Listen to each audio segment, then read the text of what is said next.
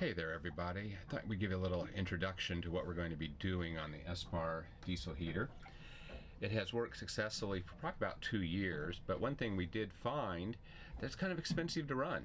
It burns about 1 gallon per hour of diesel.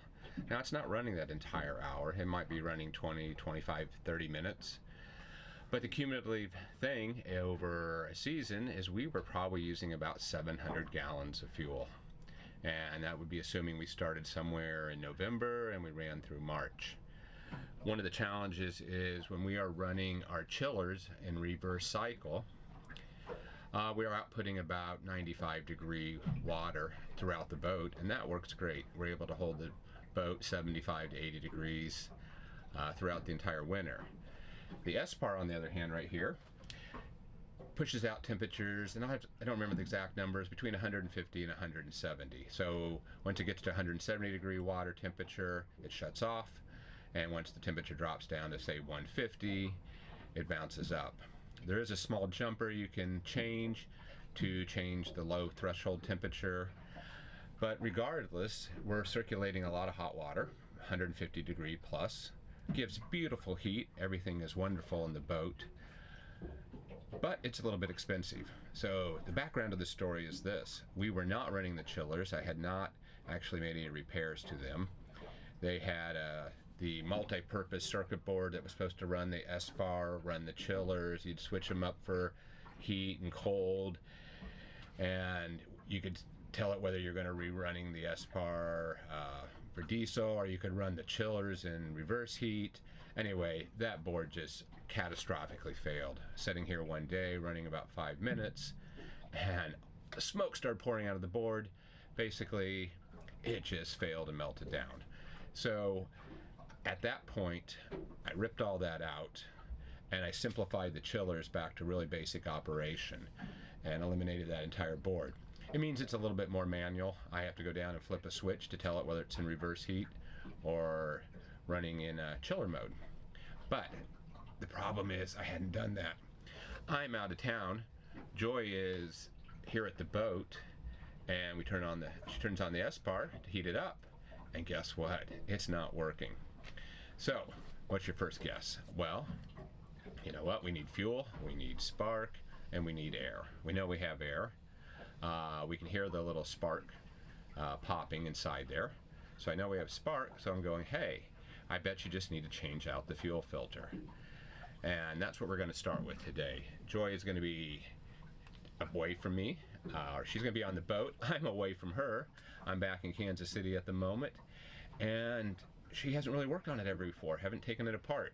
So now I have to talk her through how to disassemble it, how to change out the fuel filter, and things like that. I'm not back for another week. So she's heating the boat with little electric space heaters, keeping the boat about 65, 67 degrees, and she'd like to have heat. So I go, hey, no big deal. Let's grab one of our cameras we have. We'll hook up a little webcam. I can see what you're doing. I can talk you through it, and we'll see what happens. So we're going to do this in 2 parts. Part 1 is going to be Joy changing the fuel filter, troubleshooting it, clearing some codes. There's a wire harness where you can tap in with a little LED, see what's happening.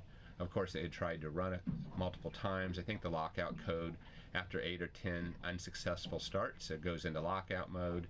Then you have to jumper 2 wires to reset the brains of the computer, which is located inside the Espar, and get going. So I guess with no further ado, let's start watching the video where Joy tries to get things going.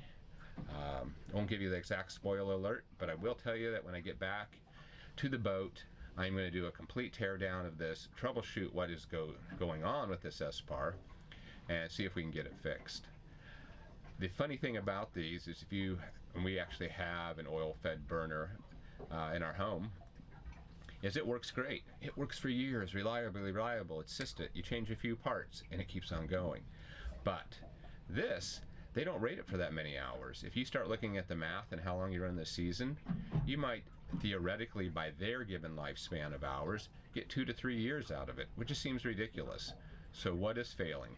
Obviously they have a heat tube inside there that is somewhat thin-walled, because that's the transfer between the water and the actual flame in the flame chamber.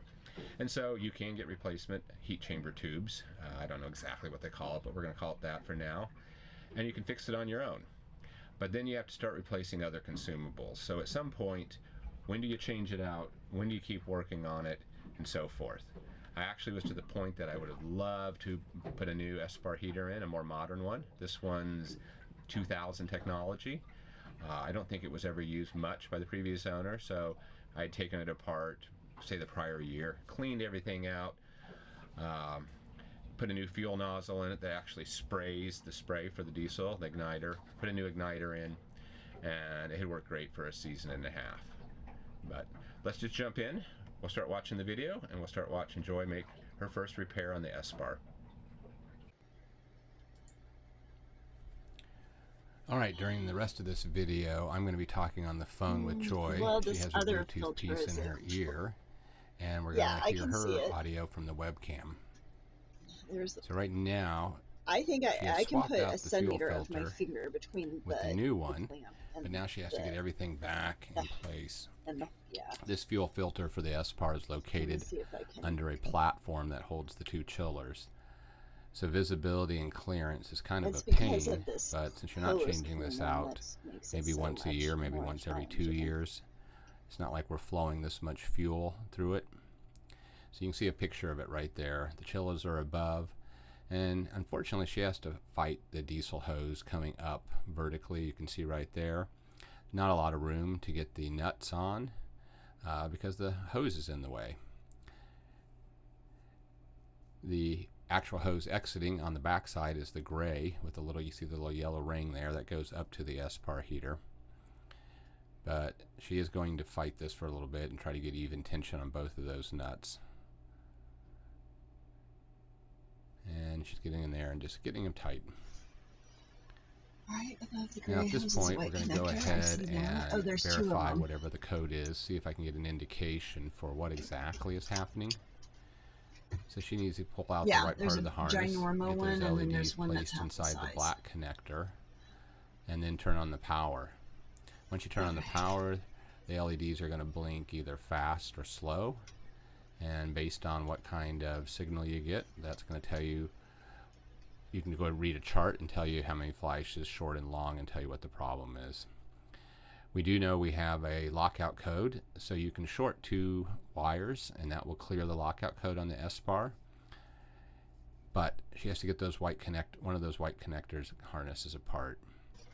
And this is very tough for her. It's going to take a lot of strength, and she wasn't able to get there. So I said, hey, let's go ahead and we can short it right there where the wire harness connects on the Espar. What I should have told her is go back to the white connector, take that paper clip we're using as our shorting wire, and stick it in from the back side where the wires enter the harness. That would have been really smart and really easy. But I decided to make this really complicated for the two of us. And meanwhile, she's back there in the engine room, and it's chilly. It's about 50 degrees, because that's the water temperature. She has a little space heater in there, but there's a lot of steel and iron, and so it's never really going to warm up. Just have a little hot air blowing on you. Not very comfortable. In retrospect, I should have told her to start the big engine, let it run for 20 to 30 minutes, and that engine room would have been sitting there in 80-85 degrees. If I have a big project in the middle of winter, that's what I usually do to warm up that whole compartment. So meanwhile, she's trying to reach under there and get those connectors disconnected. And the problem is she has to reach around that black big disc. And that's the fan that's going to push the air into the Espar for combustion. Unfortunately, we cannot get that cover off. It has corroded onto the motor shaft. And I have tried about everything. Spraying it, soaking it, twisting it, trying a puller. And I put so much force on it, I think if I go any more, I'm just going to tear it up. So we've pretty much just left it stuck on there the way it is. And that's just how I've been working around it ever since I've been doing any kind of service to the unit. So she cycles it on and off a couple times again. And we still are in lockout mode. So we have not been successful in clearing it.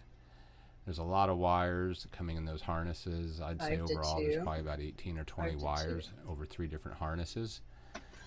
And If you're not familiar with doing this or how to reach in there with a little shorting pin, which is this is her very first time, so I'm going to give her a lot of credit. She finally gets the two LEDs into the right spot here, because she is going to verify the code again. But at this point, we have not successfully cleared the lockout code. So she has to figure out which number is there, get it situated in there. I just have two LEDs in series. Not that I know that'll be fine on the voltage. I'm not really worried about putting a resistor and dropping voltages and so forth. It's 12 volts there. Got two LEDs in there, so close enough. They're not being on continuously, but they should be bright enough, and you can see them blinking now. Code and not working. So basically it says, hey, lockout code is still active. So let's get back onto the wire harness where it connects to the Espar main connection. And we're going to fight this again. She is going to be able to, this time, to reach in there, depress the little lock tab, and unplug it. And if you've never done this before and trying to do it blind, it's a big challenge. So kudos to Joy for getting there and getting those connectors out. Oh, I did it. Now that she can see the connectors, she can identify the wire colors. And that's going to give her a big jump in just actually trying to get in there and knowing which two pins to short. There was. On the back side, I was able to get that. And again, kind of my big screw up. I should have told her just to backfeed the wires up there at the white connector. Would have been really simple. Hindsight's 20/20 sometimes. Espar did make way back then a little module that would plug into it with a special wire harness, and there was a computer program and so forth. Can't find a copy of the program. I can't find the connecting harness. And I'm sure it's just really basic information that the LEDs are going to tell us. So, and it's so old, so why spend a lot of time trying to find it? Really would like to upgrade to a newer Espar. But even then, electronics is just incredibly this might basic. Be it right here. This could be really simple. They could have a little interface panel and give you some better ideas. I think when it comes down to, they don't want the individual person working on it. And it's simple. It's a boiler. Shoot. It's an oil burning furnace. Or, I shouldn't say it's a boiler. Well, it is. Shoot. It's an oil burner. Spray nozzle, ignition source. Smile. And there you go. Smile. Stupid camera. Smile. Smile. So here she's going to send me a picture of the connector so I can walk her through it a little bit more clearly. And guess what? You can't tell your camera to take a picture when you're using it as a phone. So here we are. She jumps back in. I have a picture of the thing. I can tell her which wires to connect or which wires to jump her. But she needs to get everything plugged right back into the Espar. Get the main wire harness. And you just have a little bit of gap you can see in there if you kind of tilt your head and have a light shining in there.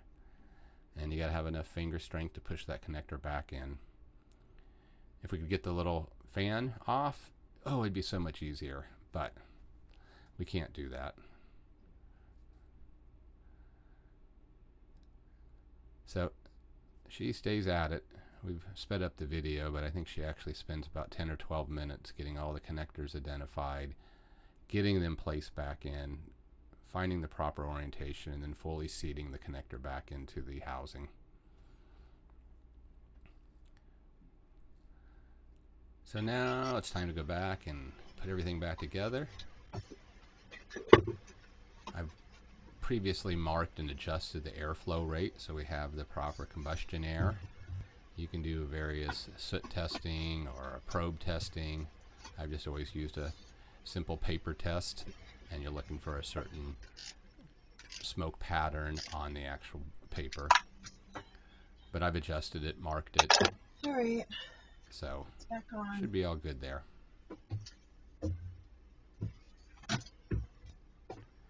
And again, she's going to try it one more time. And unfortunately, we're still in lockout mode. She was not able to ever successfully clear the lockout. Nope, same one click. So I think at this point she's done all she can do. We know the fuel filter has been changed. There's something else going on. So in part 2, we'll tear the whole thing down. Thanks for watching and taking part. And come join us again and give us your comments. Have a great day.